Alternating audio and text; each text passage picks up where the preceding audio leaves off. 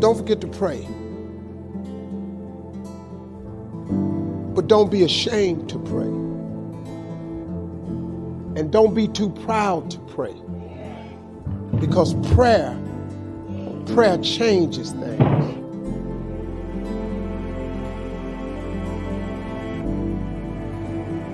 Prayer changes things. I don't care how dark it looks for you. I don't care what they done said to you. I don't care what the verdict is. I don't care what the haters say. Prayer changed things. I'm talking to a girl that I grew up on a block, man, that it didn't breed success. A lot of people on our block ain't here no more. I grew up in a place, man, that was you had to be something else, you come up out of there. Prayer changes things.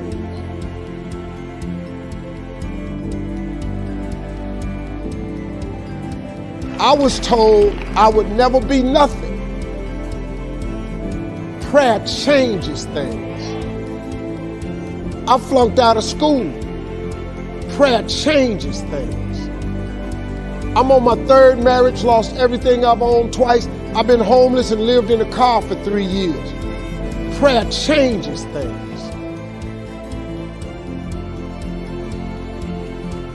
The cool thing about prayer is the one thing that's available to everybody at any given time. Do you know that God ain't ever too busy for you? You know that God actually knows who you are? Do you know that God actually created you to converse with Him? Do you know that God would actually love to hear from you? Do you know that I like talking to Him even when I don't really need nothing? Quit playing with this here. You're not gonna make it without God. If you've tried it so far, tell me how that's working out for you. It sucked, don't it? You need God. Don't you think I got here without Him. I've needed Him every step of the way. If it wasn't for God, I wouldn't even be standing here today. Quit being ashamed about it and worrying about who looking. Go somewhere by yourself today and tell God you need some help. Tell Him that you're just tired of trying to figure it out for yourself. You can't be tripping with my walk with Him because my path ain't been like yours. This is my version of being saved. All you got to do is get your own version. You ain't got to change. God work with you. God take anybody that want to be saved and He saved. So just like old people used to say, I'm just a nobody trying to tell everybody about somebody that can save anybody.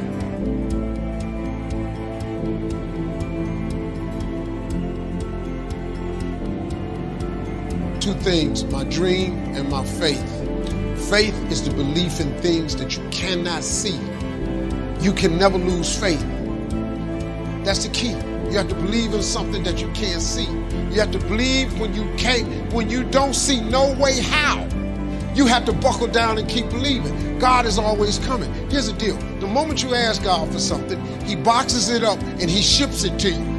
Here's the problem with the package.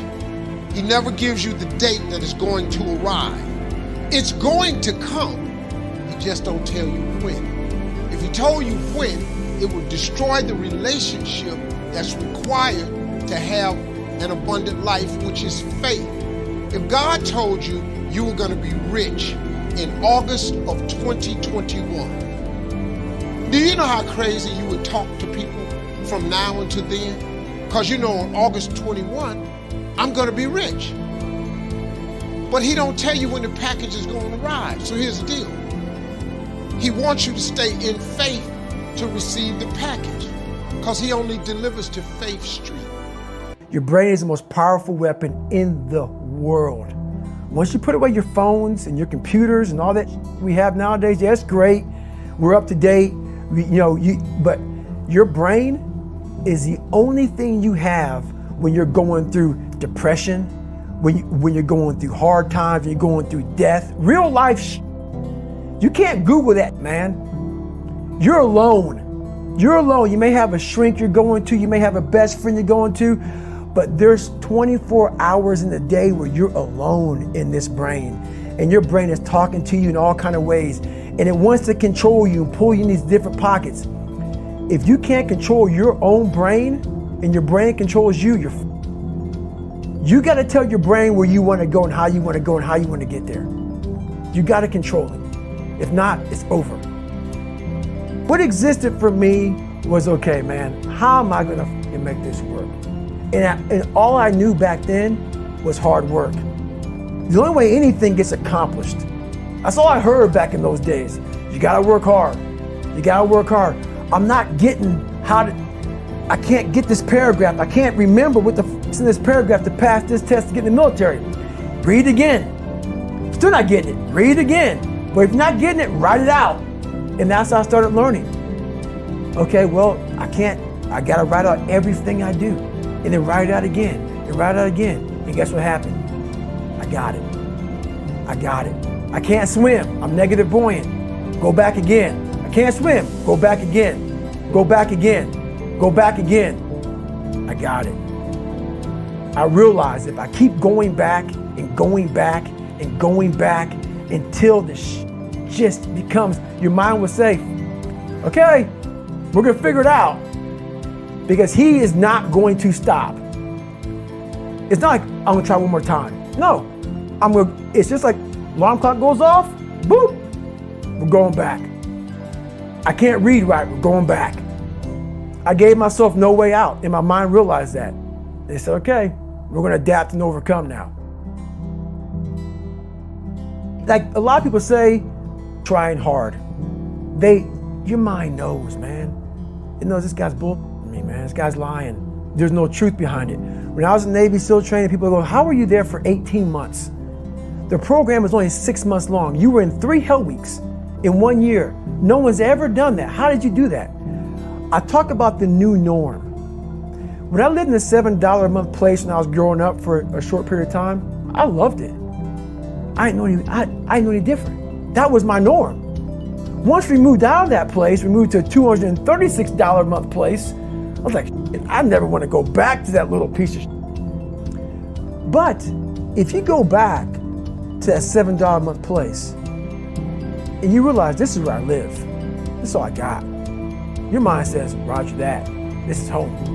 So when I was going through Navy SEAL training for 18 months and going back through all the hard parts over and over again, I told myself after the first time, I knew it was gonna be a long journey there. My body was breaking down. It was just how it was going on. I said, you know what, this is my new norm. So my mind said, it's like going to work. Like you go to work, you put your suit and tie on, I go into suffering every day. Every day, suffering, being broken, duct taping my feet up, stress fractures, shin splints, being broken. This is my new norm. And your mind says, if we're not broken, this ain't normal. We gotta be broken. So then your mind starts to get tougher and tougher and more callous. People, how did you run on broken feet? Broken shins. My mind knew this is how we operate. We're in Navy SEAL training. This is what we are. I became hell. And that became my new norm. I gave myself no way out. There was nothing outside these walls of hell. Nothing. I love God, but for a short period of time, I became the devil, because that was hell. I became the boss, the owner, the CEO of Navy SEAL training. That was my mindset. And that's how you get through things. You immerse yourself wherever it is, and you become that. You become that and give yourself no way out. As Robin Sharma suggests, you can do incredible things, but you can't do both. You can stay where the safety and security is, or you can risk what you have in pursuit of your dreams, but you can't do both. You can remain the character depicted in yesterday's story, or you can take those lessons, experiences, and craft a new story. But you cannot do both. Life is a game of trade-offs, where any decision to go in one direction is a simultaneous decision to not go in another. A commitment to X is necessarily a rejection of Y, at least in that moment. Making this question all the more important: what is your North Star? I ask because everything you do is bringing you closer to or holding you back from capturing it. One of my lifelines over the years has been clinging to the quote or idea that simplicity is the ultimate sophistication, and consistently trying to arrive there. Why? Because when things get complex in my life, I don't know what I'm choosing. Clutter means I've lost sight of what's necessary versus what's trivial. I become unclear on those critical trade-offs I'm making. And we've all experienced this, right? The simplest questions are always the hardest to arrive at. We can talk in circles about the details, but how often are we honest with ourselves about the why? I remember job interviews in college, going on and on about the books I'd read, the papers I'd written, current events, but then falling flat on my face when asked, so who's Eddie Pinero? A dude doing an interview? Like, what do you want from me? My brain had never gone there. Or even less formal, I'll never forget a friend of mine a few years back asked me what my perfect day was, just casually as we're driving. I said, I don't know, Tom, I've never really thought about that.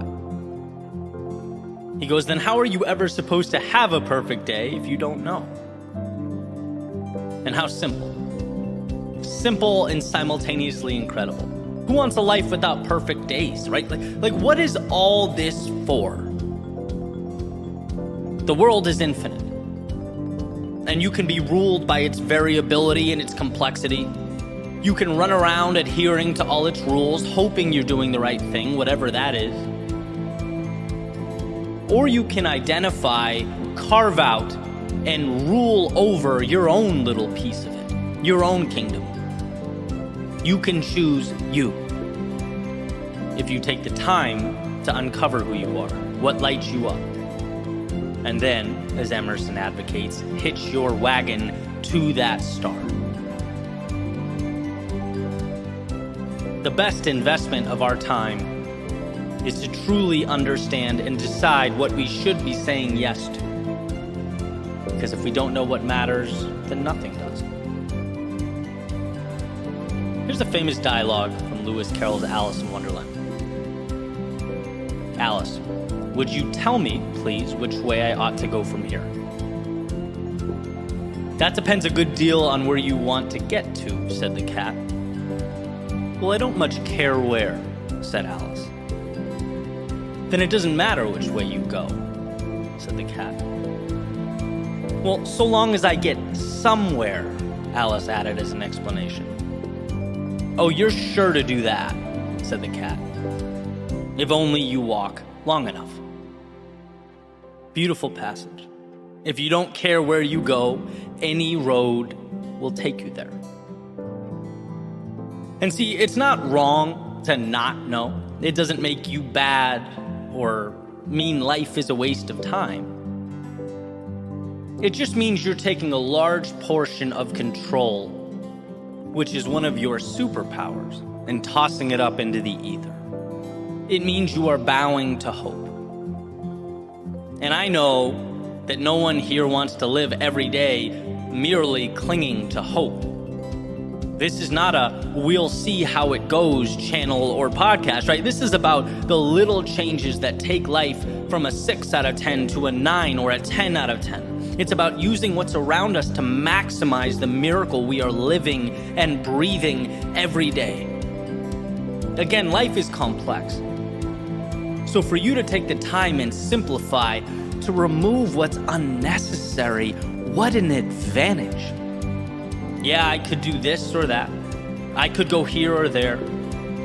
But guess what? I've spent the time thinking, asking myself the tough questions, and now I can be more deliberate in choosing my path so that I arrive at a correct destination. A destination that belongs to me, that means something to me, that lights me up and excites me. That's living. And of course, this isn't a one-time light bulb moment, a permanent move. No, as we grow, we change. What we want shifts. Hey, sometimes the current path even reveals itself to be the wrong path. It's happened to me plenty. But when you're consistently in tune with what matters to you, who you are, you can make the adjustments. You can be deliberate. No more shooting targets in the dark because life is too short. Our days numbered, our arrows finite.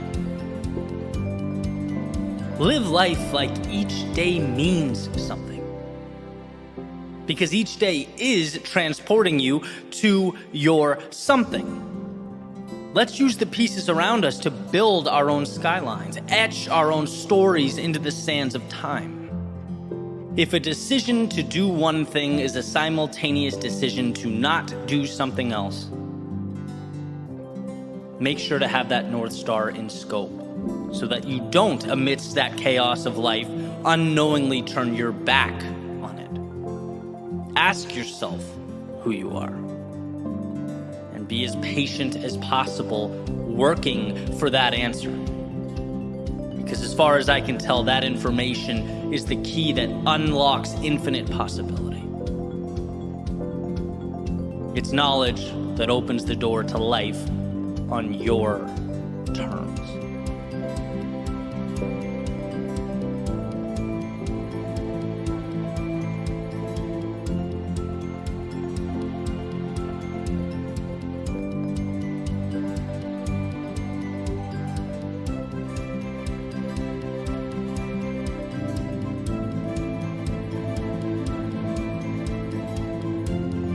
The world, it needs you.